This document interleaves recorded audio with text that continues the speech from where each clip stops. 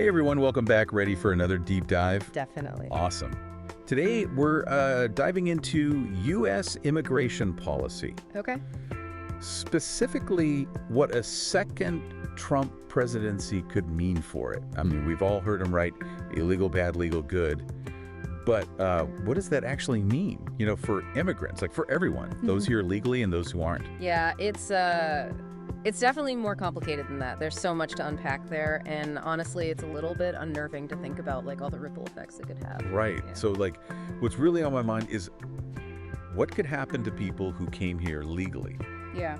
Under those programs Biden started. Right. I mean, could we actually see hundreds of thousands or even millions deported, even though they, came here legally? It's definitely a possibility, yeah. What's really interesting to me is how many people could be impacted. We could be talking about hundreds of thousands, even millions of people, like you said, facing deportation. Wow. Even though they came here legally under these programs. Yeah, like CBP-1, right? Yeah. That mobile app helping people manage border crossings and asylum applications. Mm-hmm. And the CHNV program offering humanitarian parole for certain nationalities. Exactly. I mean, those were put in place to offer safer and legal ways to come to the U.S. Yeah, and it's kind of a big question mark right now, like what a new Trump administration would do. So are you saying, like, they could basically just say, nope, you're out, even though these people follow the rules? It's a possibility. The argument would likely be that these programs, they lack a solid legal basis for granting entry and residency. It kind of reminds me of DACA. Remember all the legal battles? Oh, yeah. All the uncertainty? Yeah. We could be looking at a very similar situation. It's like this legal limbo, right? Yeah. You come in legally, do everything right. Right. And then suddenly, it's all taken away. Exactly. That must be terrifying for people. Absolutely. The stress and anxiety would be immense. And it's not just these specific programs either. Oh, right. What about that sequential approach thing? Right. Trump's team has talked about prioritizing deportations, focusing on those they see as a threat. Starting with, they mention, like, Chinese nationals of military age who are here illegally. Okay, but how do you even begin to deport that many people? Right. Oh, the logistics alone are mind-boggling. We're talking about millions of people potentially. Yeah. You need resources, personnel, and then you have to get other countries to cooperate. Oh, right. That's not going to be easy, convincing other countries to just take back deportees. Exactly. It's a potential diplomatic nightmare.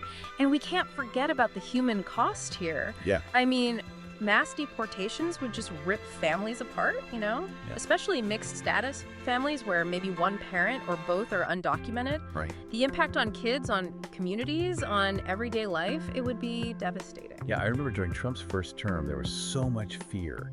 Yeah. People's lives were disrupted. Families were constantly worried about being separated. Absolutely. It was really rough. It was. And on top of that, we have to think about the economic side of things. Right. What about that? There are so many industries that rely heavily on undocumented labor, like agriculture, construction, hospitality.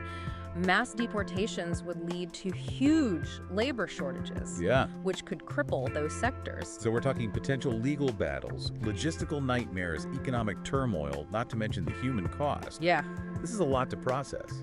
And we haven't even touched on birthright citizenship. Right, which is another huge issue. Trump has publicly said he wants to end birthright citizenship for children born to undocumented immigrants. Wow. So, like, if you're born in the U.S., you wouldn't automatically be a citizen. That's what he's proposing. It's a huge shift in how we define citizenship, and it would have far-reaching consequences. This is a lot to unpack.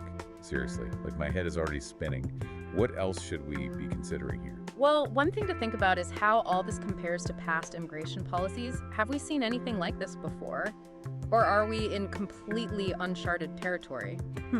That's a good question. Let's take a look at the historical context next. Well, it's a little of both, really. Like, we've definitely seen some of these ideas before. Okay. Think back to Operation Wet back in the 1950s. Oh, wow. Going way back. Yeah, so that was basically a mass deportation of Mexican nationals, and it had, well, a lot of negative consequences. Socially, economically, and even the way it was carried out was really bad. Like, people were treated inhumanely, families were separated. It left a real scar on communities. So are we basically risking repeating those same mistakes?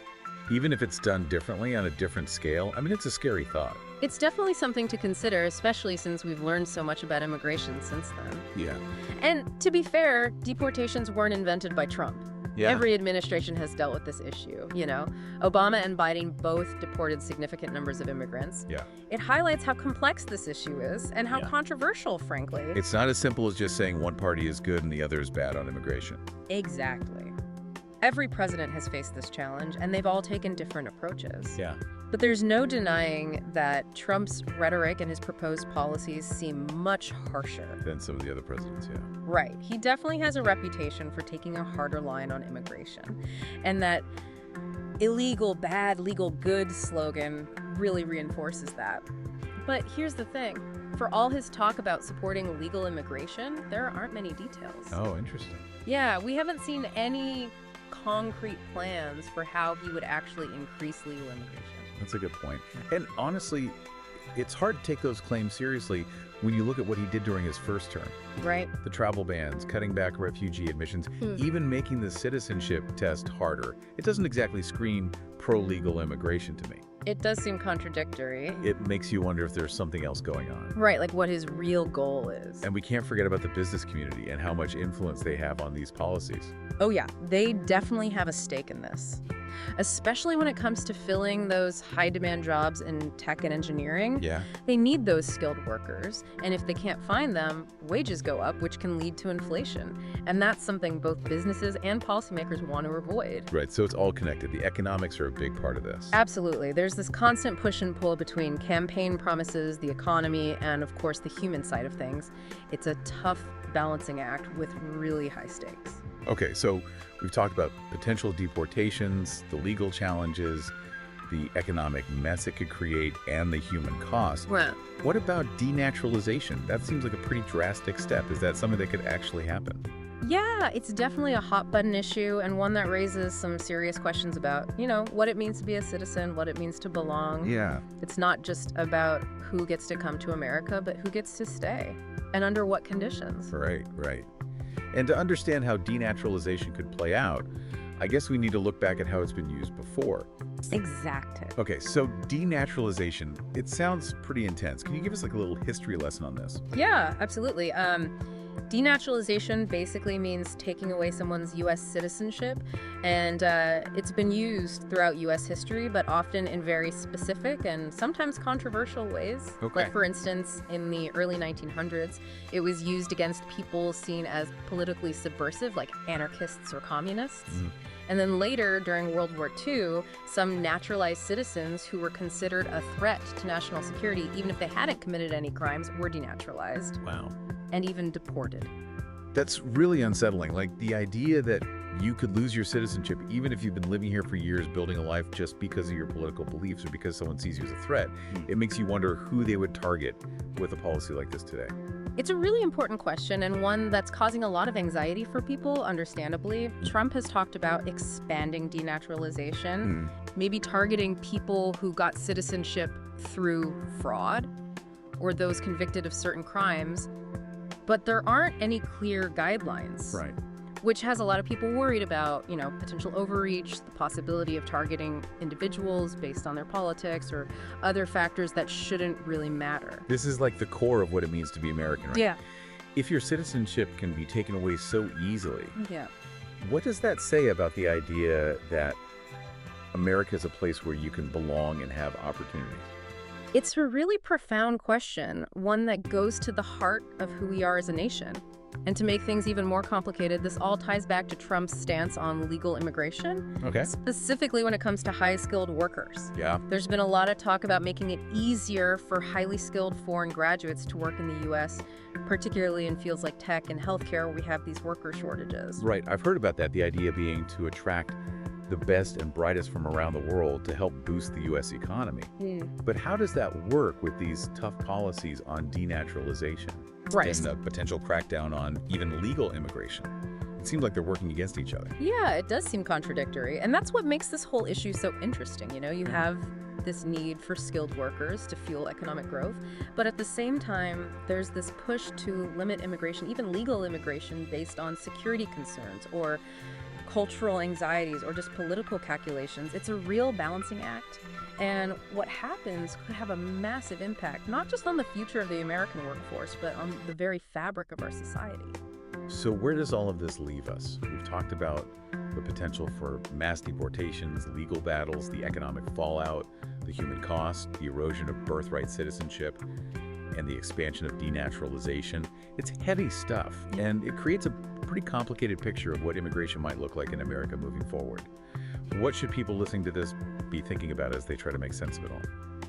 You know, at the end of the day, immigration isn't just about policies or political rhetoric. It's about people's lives. Yeah. It's about their hopes, their dreams, their families. And as we've seen, even small changes in policy can have huge ripple effects impacting every part of American society. Yeah.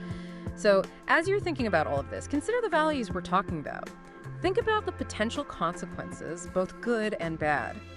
Ask yourself, what kind of country do we want to be? What role do we want immigration to play in our future? And most importantly, what role do we each want to play in how this all unfolds? Those are some really powerful questions, and ones that deserve a lot of thought. We've really dug deep into some complex and honestly sometimes unsettling aspects of U.S. immigration policy, especially given the possibility of another Trump presidency. But as always, the goal of this deep dive is to give you the knowledge and different perspectives so you can form your own opinions. So keep asking those questions, keep learning, keep talking about it, because the future of immigration policy, and really the future of our nation, depends on it.